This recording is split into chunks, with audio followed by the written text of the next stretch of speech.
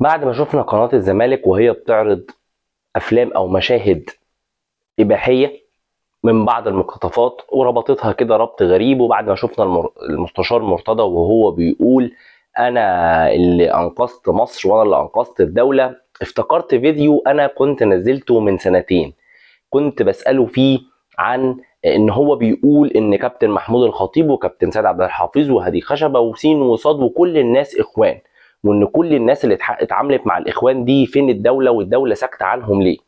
النهارده اتفاجئت ان انا وانا بسمعه كمان ان هو بيقول انا الوحيد اللي كنت ضد الاخوان، وبرضه اتهم نفس الناس دي نفس الاتهامات دي اللي انا اتكلمت عنها من سنتين، وبيتهمهم وبيقول لهم انتوا ازاي تكونوا مع الاخوان، وجاب شيوخ وجاب ناس وجاب كلام كتير جدا وفيديوهات عشان عايز ياكد ان الناس دي بتتعامل مع الاخوان وان الناس دي اخوان وان دي لازم يتحاسبوا عليها. وانا زي ما قلت له في الفيديو اللي فات زي ما هوريكم ان احنا مش ضدك ومش ضد ان كل اللي تبع الاخوان او اللي تبع الارهاب يتحاسب ويتحاكم ونشوف هل هو فعلا اضر بالبلد ولا ما اضرش بالبلد. ولكن كان سؤالي ليه، هل حضرتك كان رايك ايه في الاخوان؟ لان انت بتقول ان انت كنت ضد الاخوان، فانا تعال اوريكم انا من سنتين قلت ايه ونرجع تاني. مساء الفل. شفنا كلنا من قريب مداخلة المستشار على قناة الزمالك وهو بيأكد فيها ان الخطيب وأسامة حسني وسيد عبد الحفيظ قبل كده وهشام حطب وان كل الناس دي اخوان، وان كل الناس دي كانت بتتعامل مع الاخوان، وفي منهم اللي قريبه اخوان وفي منهم اللي هو اساسا اخواني وفي منهم اللي ممول من قطر، والقصة اللي كلنا عارفينها ان كل الناس اخوان وان كل الناس دي لازم تتحاكم لان كل الناس دي تبع الجماعة ارهابية كانت بتضر الوطن، وعشان كده الناس لازم دي تتحاكم. طبعا احنا مش ضد المستشار ولازم نحاكم الناس دي ولازم نكون اول ناس بنحاكم اي حد بيأيد الجماعه دي. بس احنا عايزين نعرف هو المستشار من امتى بقى ضد الجماعه دي؟ ما تيجوا نشوف رايه. جماعة إخوان المسلمين فصيل وطني لهم تاريخ مشرف ضد الإنجليز وضد في حرب ال 56. عشان كده بقول للدكتور محمد مرسي جمد قلبك، طلع قانون المظاهرات والاعتصامات. مفيش دولة بقى لها سنتين يا جماعة في اعتصامات ومظاهرات وكل واحد زعلان من مراته يروح موقف قطر.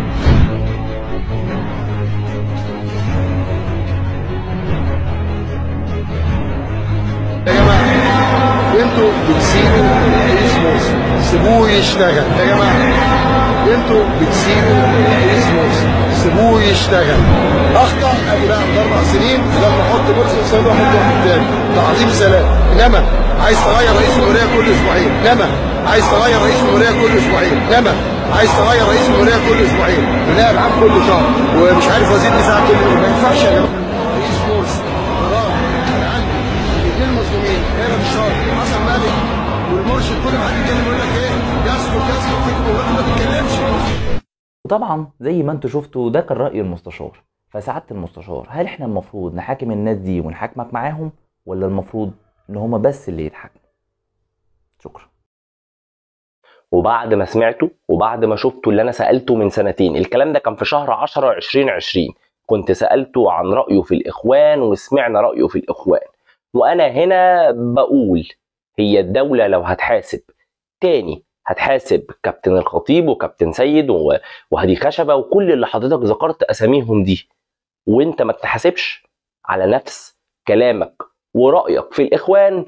ولا احنا في كل عصر بنشوف مين الأقوى ونمشي معاه؟ زي ما انت اتهمت الناس كلها انها بتمسك العصاية من النص، زي ما انت اتهمت عمرو أديب وأحمد موسى ان كلهم بيمسكوا العصاية من النص وانك الوحيد اللي قدرت تقف للخونة.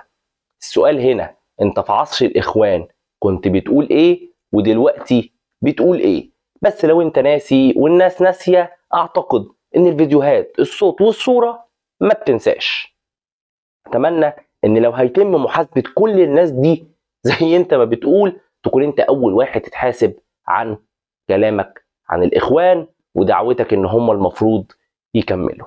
شكرا ليكم وشكرا لمتابعتكم، لكن بصراحة كان لازم اوضح ده حتى لو طلع لكم متاخر، ومعلش يعني ما طلعناش ما اتكلمناش عن المنتخب والاحداث الكتير، ولكن زي ما انتم شايفين وصوتي باين عليه البرد عامل عمايله. اشكركم ان شاء الله باذن الله اشوفكم في حلقه جديده من المشجع. سلام.